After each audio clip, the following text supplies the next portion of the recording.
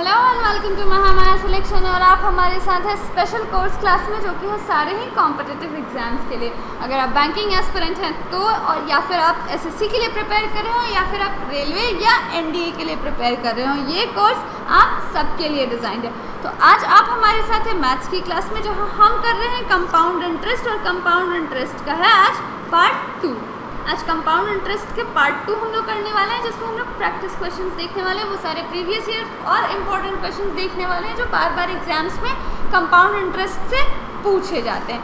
जो previous video था हमारा, मैंने उसमें कंपाउंड इंटरेस्ट के बेसिक्स और भी उससे रिलेटेड बहुत सारी इन्फॉर्मेशन शेयर की है। आपको बताया है कंपाउंड इंटरेस्ट क्या होता है, कंपाउंड इंटरेस्ट में हाफ ईयरली, क्वार्टरली के क्वेश्चन सब कैसे डील करेंगे। उसके अलावा कंपाउंड इंटरेस्ट को हम और किस टाइप के क्वेश्चंस में, बैंकिंग से रिलेटेड क्वेश्चंस तो उसमें यूज़ होते हैं, उसके अलावा भी और किन सारे क्वेश्चंस को जो है वो हम कंपाउंड इंटरेस्ट के फॉर्मूले से आसानी से सॉल्व कर सकते हैं।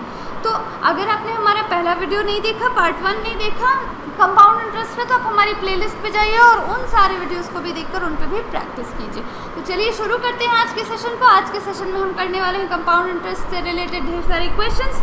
तो सबसे पहले बढ़ते हैं क्वेश्चन 1 की तरफ। क्वेश्चन 1 जो हमारा है वो ये है कि the compound interest on a certain some of money at a certain rate per annum for 2 years is 4100 and the simple interest on the same amount of money at the rate for 3 years is 6000. Then the sum of money is, question के कहने के according कि एक certain some of money है जो हमें नहीं पता है, एक प्रिंसिपल अमाउंट है हमारे पास, प्रिंसिपल है जिसपे एक सर्टेन रेट से, मतलब कुछ रेट है हमारे पास, मान लेते हैं कि वो सम जो है वो P है और रेट हमारे पास R। तो P अमाउंट पे R रेट से 2 साल के लिए कंपाउंड इंटरेस्ट कितना है, 4100 रुपये, ठीक है।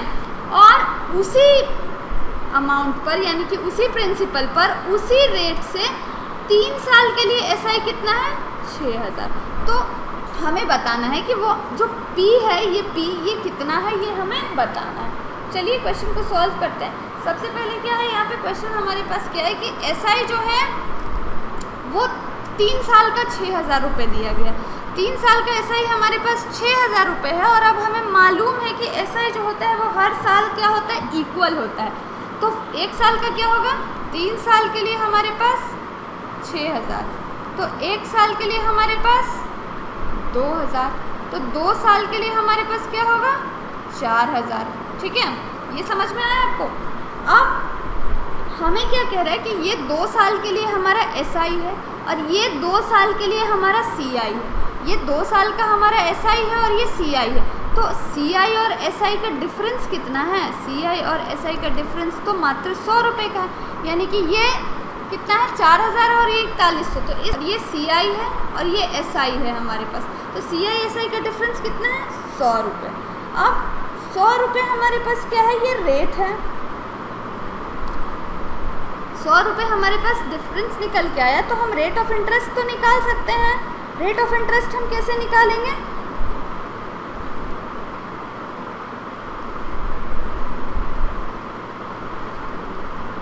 हमें पता है कि जो इंटरेस्ट होता है वो क्या होता है, प्रिंसिपल का R इंटू टी परसेंट होता है। प्रिंसिपल का R इंटू टी परसेंट होता है, और समय जब एक ही साल हो तो वो प्रिंसिपल का R% हो जाता है।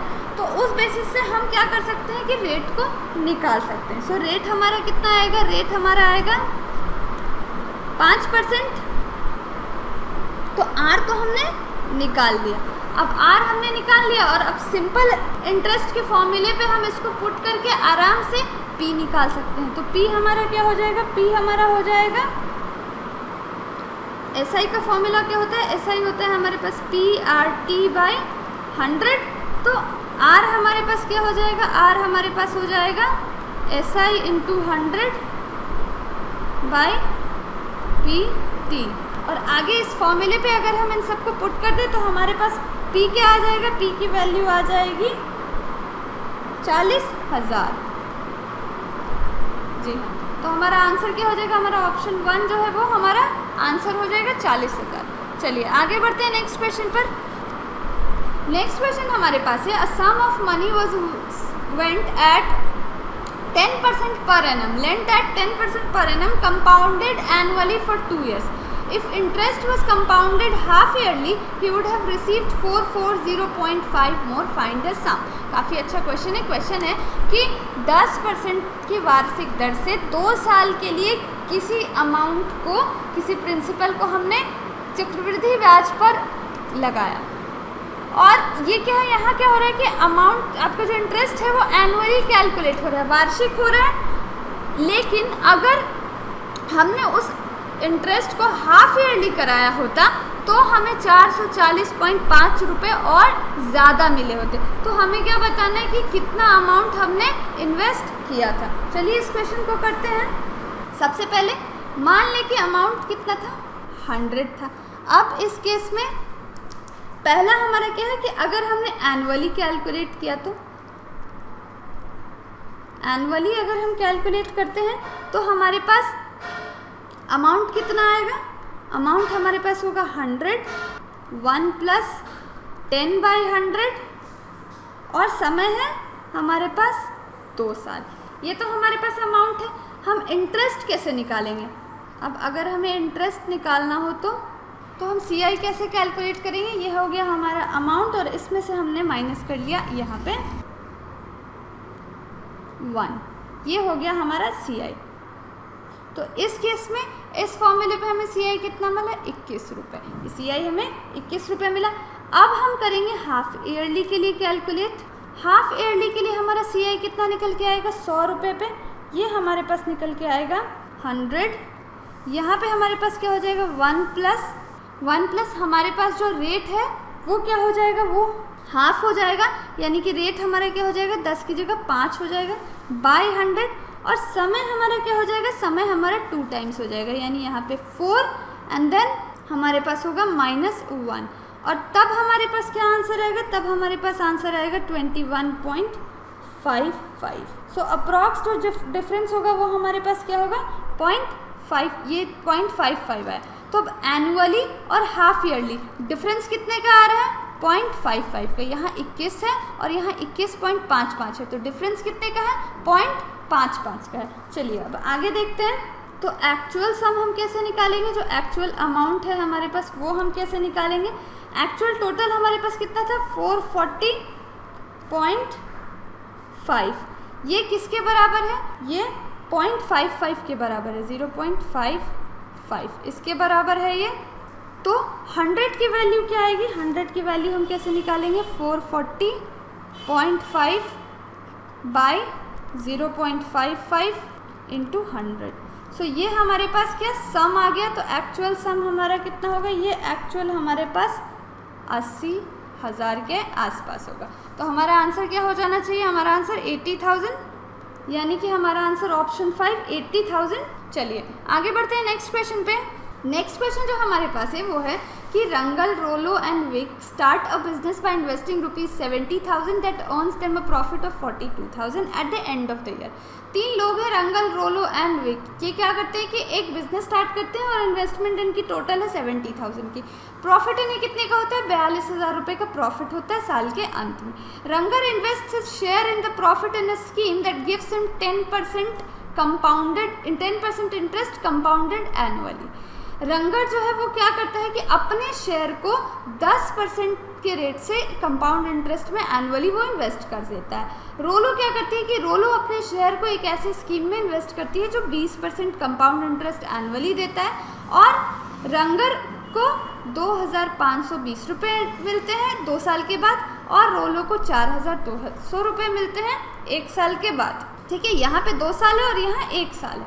तो हमें ये बताना है कि विक का जो इन्वेस्टमेंट था बिजनेस में वो कितना होगा। क्वेश्चन थोड़ा सा डिफिकल्ट ज़रूर लग रहा है, लेकिन हमें क्या करना है, हम बिल्कुल आराम से इस क्वेश्चन को पढ़ेंगे। ट्रिक क्या लगेगी, कैसे हम इसे शॉर्ट तरीके से सॉल्व कर सकते हैं, ये हम सीखेंगे। चलिए मान लेते हैं कि रंगर का जो प्रॉफिट था ना, रंगर का प्रॉफिट ये आर के लिए हमारे पास 100 है। ठीक है, तो 2 साल में 10% के रेट से इंटरेस्ट क्या होगा, कंपाउंड इंटरेस्ट CI। 2 साल में 10% के रेट से CI आपका क्या हो जाएगा, ये 21 रुपये। फॉर्मूले से कर लेना, 21 रुपये हो जाएगा ये। अब 21 रुपये जो है वो किसके बराबर है, ये जो 21 रुपये है ये 2520 के बराबर है, 2520 के बराबर है। तो 100 रुपये किसके बराबर होंगे, क्योंकि रंगर का इन्वेस्टमेंट, रंगर का जो प्रॉफिट था वो कितने का था, 100 था, उसका शेयर 100 था। तो 100 किसके बराबर हो जाएगा, इसे आगे आप सॉल्व करोगे तो 100 जो है वो 12,000 के बराबर होगा। यानी कि रंगर का जो इन्वेस्टमेंट है वो कितना है, वो 12,000 है। रंगर का प्रॉफिट शेयर जो है, ये शेयर है, रंगर का शेयर 12,000 है। अब आगे आते हैं रोलो के केस में, रोलो है, ठीक है। अब मान लिया कि इसका भी जो प्रॉफिट है वो 100 रुपये है, रोलो का प्रॉफिट कितना है, 100 रुपये है। तो इसने एक साल में कितना इंटरेस्ट कमाया, एक साल में इसने 20% के रेट से कितना इंटरेस्ट कमाया, 20 रुपये। अब इसका 20 रुपये किसके बराबर है, इसका जो 20 रुपये है वो 4200 के बराबर है। तो इसका 100 रुपये यानी कि इसका जो शेयर था वो कितने के बराबर होगा, वो 21,000 के बराबर होगा। अब हमारे पास रंगर का 12,000 और रोलो का 21,000। तो विक का क्या बचा, विक का टोटल हमारा जो प्रॉफिट था वो 42,000 का है, माइनस हमने क्या किया 12,000 प्लस 21,000। तो ये टोटल हमारे पास कितना आया, 42,000 माइनस 33,000। तो ये हमारे पास आ जाएगा 9,000। तो विक का शेयर, ये क्या है, विक का शेयर है, विक का शेयर कितना है, 9,000। अब चूंकि शेयर 9,000 है तो हम इससे उसका इन्वेस्टमेंट भी निकाल सकते हैं। चलिए इन्वेस्टमेंट निकालते हैं। इन्वेस्टमेंट हम कैसे निकालेंगे, विक का, उसका शेयर 9,000 रुपये, टोटल प्रॉफिट 42,000 रुपये और टोटल इन्वेस्टमेंट कितना था, वो 70,000 रुपये का था। तो विक का इन्वेस्टमेंट 15,000 रुपये का होगा। तो इस तरह से हमारे पास आंसर क्या आया, 15,000। देखा आपने, इसमें हमें क्या करना है, ये इसमें कोई फॉर्मूले की ज़रूरत नहीं है। इस क्वेश्चन को करने के लिए काफ़ी इजी से वहाँ पे कैलकुलेशंस थे, बस हमें कॉन्सेप्ट समझना है कि है क्या। कंपाउंड इंटरेस्ट का जो डिफरेंस है वो हमें आंसर तक ले गया। तो हमारा आंसर क्या होगा, ऑप्शन 2 15,000 हमारा आंसर होगा। चलिए आगे बढ़ते हैं अपने नेक्स्ट क्वेश्चन पे। नेक्स्ट क्वेश्चन जो हमारे पास है वो ये है कि ₹12,200 was partly invested in scheme A at 10% per annum compound interest compounded annually for 2 years and partly in scheme B at 10% per annum simple interest for 4 years. Both the schemes give equal interest. How much was invested in scheme A? Question के कहने के according total 12,200 रुपये थे जिन्हें दो schemes में invest किया गया था। कुछ जो अमाउंट है वो 10% के रेट से 2 साल के लिए किया गया और कुछ बचे हुए अमाउंट को स्कीम बी में इन्वेस्ट किया गया 10% की सिंपल इंटरेस्ट के साथ 4 साल के लिए। तो दोनों ही जो स्कीम्स है ना वो इक्वल इंटरेस्ट देती हैं। तो हमें ये बताना है कि स्कीम ए कितना होगा। ये काफ़ी जो है एसएससी का फेवरेट क्वेश्चन है। एसएससी के पेपर में ऐसे क्वेश्चंस आपको देखने को मिलते हैं। तो चलिए सॉल्व करते हैं। मान लेते हैं कि स्कीम ए में x रुपये इन्वेस्ट किया गया, तो बी में कितना किया जाएगा, बी में 12,200 माइनस एक्स, ए में x और बी में 12,200 माइनस एक्स। अब क्या हो रहा है कि जब हम स्कीम ए में x अमाउंट को इन्वेस्ट करते हैं कंपाउंड इंटरेस्ट से, तो हमारे पास कितना होगा, तो हमारे पास इंटरेस्ट क्या होगा, इंटरेस्ट हो जाएगा x 1 plus 10/100 to the power 2 minus 1। ये हमारा क्या है, ये सी आई है, ठीक है। ये किसके बराबर हो रहा है, ये एस आई के बराबर हो रहा है। स्कीम बी से जो एस आई मिल रही है उसके बराबर। तो स्कीम बी की एस आई क्या होगी, 12,200 माइनस एक्स इंटू 10 इंटू 4/100। ये हमारे पास कितना हो जाएगा, ये जब आप इसको इक्वेट करेंगे तो ये हमारे पास 21x की वैल्यू आ जाएगी माइनस 40x। और इस तरह से x की वैल्यू क्या निकल के आएगी, x की वैल्यू निकल के आएगी 8,000 रुपये। यानी कि 8,000 रुपये जो है वो स्कीम ए में इन्वेस्ट किए गए थे, बाकी बचे हुए रुपये स्कीम बी में इन्वेस्ट किए गए। तो हमारा आंसर क्या हो जाएगा, हमारा आंसर हो जाएगा ऑप्शन 3 8,000। चलिए आगे बढ़ते हैं नेक्स्ट क्वेश्चन की तरफ। नेक्स्ट क्वेश्चन जो हमारे पास है वो ये है कि a money lender borrows money at 4% per annum and lends it at 6% per annum compound interest compounded half yearly and thus gains ₹209 in a year the amount of money he borrows. ये भी काफ़ी important question है, बार बार SSC के paper की बात करें तो ये जो है क्वेश्चन पूछा जाता है। क्वेश्चन क्या है कि एक मनी लेंडर जो है वो 4% के रेट से पैसे उधार लेता है, बोरो करता है, और उस पैसे को वो लेकर क्या करता है कि 6% के कंपाउंड इंटरेस्ट के रेट पर कंपाउंडेड हाफ ईयरली यानी हाफ ईयरली के टाइम पर वो किसी को दे देता है। तो इस तरह से उसे कितने का मुनाफा होता है? 209 रुपये का मुनाफा होता है। तो हमें बताना है कि उसने कितने रुपए लिए थे। चलिए इस क्वेश्चन को करते हैं। मान लेते हैं कि उसने 100 रुपीज़ लिए थे, मान लेते हैं कि उसने 100 रुपीज़ लिए थे, तो इंटरेस्ट वो कितना देगा? 4% के रेट से वो कितना देगा? 4/100 इंटू 100, तो उसे 4 रुपये इंटरेस्ट के रूप में देने पड़ेंगे। पहले वाले केस में उसने उधार लिया है तो वो चुकाएगा, कितना चुकाएगा? 4 रुपये वो चुकाएगा, ठीक है। सेकंड केस में उसने क्या किया है कि उसी अमाउंट को 6% के रेट से कंपाउंड इंटरेस्ट पे लगाया है हाफ ईयरली के रेट पर, तो उस केस में वो क्या करेगा? चलिए यहाँ पे ट्रिक यूज़ करेगा। ये 100 है, हाफ ईयरली जब भी होता है तो हमारे पास समय क्या हो जाता है?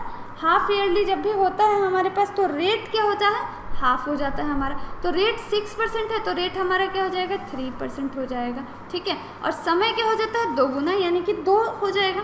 तो 100 रुपये को हमने 3% के रेट से 2 साल के लिए, तो पहले साल 3, दूसरे साल 3, और फिर दूसरे साल हमें इस 3 का 3% मिलेगा।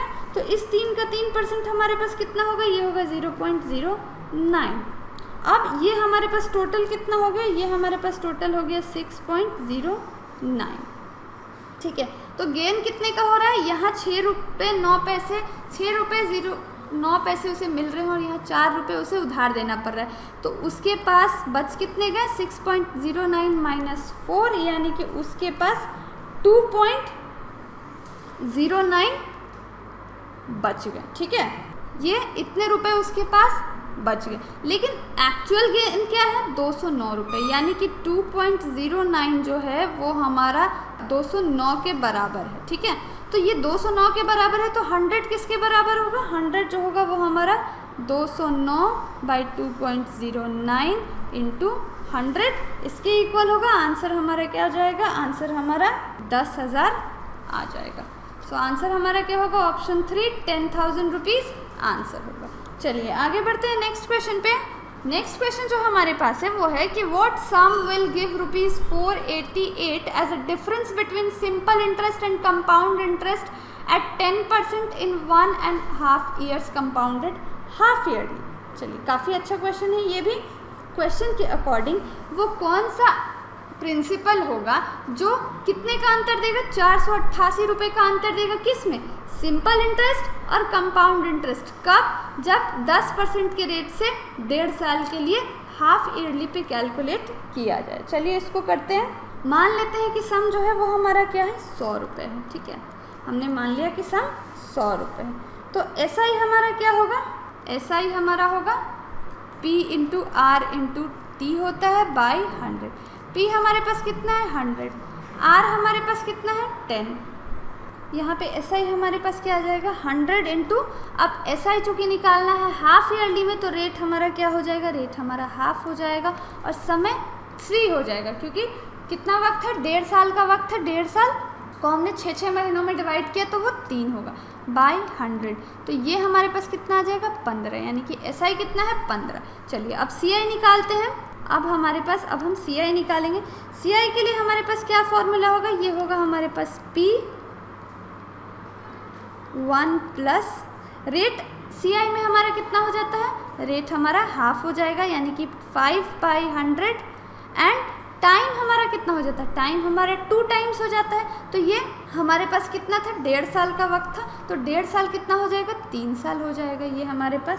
और -1 पे अगर हम फॉर्मूला को रख के यहाँ पे P की जगह हम 100 रख दें तो ये हमारे पास आंसर कितना आएगा? ये हमारे पास आंसर आएगा 15.6725। तो अंतर कितना है? अंतर है 6.6725। 0.6725 का अंतर है ये किसके बराबर है, ये हमारे पास गिवन है कि ये 488 रुपये के बराबर है। तो अब चूँकि 488 के बराबर 0.6725 है तो 100 किसके बराबर होगा, 100 होगा हमारा, 100 जो होगा वो हमारा 488 बाई 0.7625 इंटू 100 के इक्वल होगा। और इसको सॉल्व कर दे तो हमारे पास आंसर 64,000 होगा। तो इस क्वेश्चन का आंसर हमारे पास क्या आ जाएगा, इस क्वेश्चन का आंसर हमारे पास आ जाएगा ऑप्शन 3 64,000। 64,000 हमारा आंसर होगा। चलिए आगे बढ़ते हैं नेक्स्ट क्वेश्चन पे। तो अब हम आ चुके हैं अपने नेक्स्ट क्वेश्चन पे और नेक्स्ट क्वेश्चन हमारा क्या है कि a man gave 50% of his savings of rupees 1,68,200 to his wife and divided the remaining sum among his sons Abid and Bisht of 15 and 13 years of age respectively.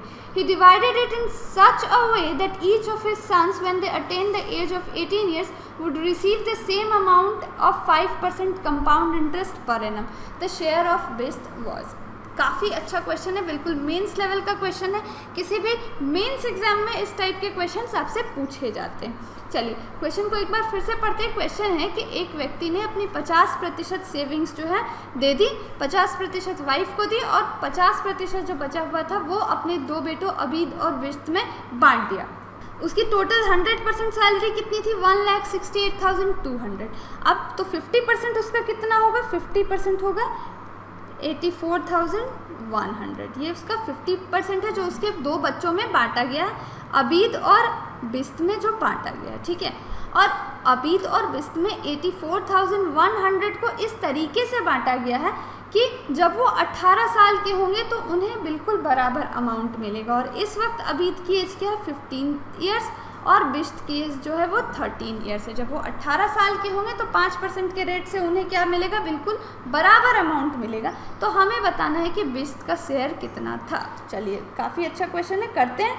मान लेते हैं कि अबीद का जो शेयर है वो x है, अबीद का शेयर जो है वो x है, तो बिश्त का शेयर कितना होगा, 84,100 माइनस x। ये बिश्त का शेयर आ गया, ठीक है। चलिए आगे करते हैं इसको। अब अबीद को कितना अमाउंट मिलेगा, अबीद को मिलेगा x इंटू 1 + 5/100 और कितने साल के लिए, 15 साल का है, तो उसे 18 होने में कितना, 3 साल का वक्त लगेगा। ये किसके बराबर होगा, ये बिश्त के अमाउंट के बराबर होगा। बिश्त को कितना मिलेगा, बिश्त को मिलेगा 84,100 minus x 1 + 5/100 to the power 5, क्योंकि ये 13 साल का है बिश्त और इसे 18 होने में 5 वर्ष का समय लगेगा। तो जब इस इक्वेशन को जब हम इक्वेट करेंगे तो x की वैल्यू हमारे पास क्या आएगी, x की वैल्यू 44,100 रुपये आएगी। तो बिश्त का शेयर कितना होगा, बिश्त का शेयर जो हमें निकालना है वो हो जाएगा 84,100 माइनस 44,100 यानी कि 40,000। सो बिश्त का शेयर कितना होगा, बिश्त का शेयर होगा हमारा ऑप्शन 2 40,000। चलिए तो अब बढ़ते हैं अपने नेक्स्ट क्वेश्चन की तरफ। नेक्स्ट क्वेश्चन जो हमारे पास है वो ये है कि what sum of money at compound interest will amount to ₹2249.52 in 3 years if the rate of interest is 3% for the first year, 4% for the second year and 5% for the third year. Question है हमारे पास ये कि कितने amount को हम compound interest पे लगाएंगे जो 3 साल में हमें 2,249.52 रुपये देगा। अगर जो इंटरेस्ट रेट है वो पहले साल के लिए 3% हो, दूसरे साल के लिए 4% और तीसरे साल के लिए 5% हो। काफ़ी अच्छा क्वेश्चन है, चलिए इसको करते हैं। हर एक साल में जो रेट ऑफ इंटरेस्ट है हमारा वो क्या है, अलग है। तो अमाउंट हमारा क्या हो जाएगा, ये बहुत ही सिंपल है, 2249.52 इंटू 100। पहले साल में 3%, तो हम यहाँ क्या लिखेंगे 103। दूसरे साल में 4%, तो हम क्या लिखेंगे 104 इंटू तीसरे साल में 5%, तो 100/105 और इसको हम कर देंगे इक्वेट, तो हमारे पास आंसर आ जाएगा 2,000 रुपीज़। तो हमारा आंसर क्या हो जाएगा, ऑप्शन 3 2,000 रुपीज़ हमारा आंसर होगा। सो ये था आज का वीडियो जिसमें हमने डील किए कंपाउंड इंटरेस्ट के उन सारे इंपॉर्टेंट क्वेश्चंस से जो बिल्कुल मेंस लेवल के हैं और बार बार एग्जाम में पूछे जाते हैं। उम्मीद है कि आपको ये वीडियो अच्छी लगी होगी। अगर आपको ये वीडियो अच्छी लगी तो इसे लाइक करें और अपने फ्रेंड्स के साथ शेयर ज़रूर करें। Thank you for watching and see you in the next video.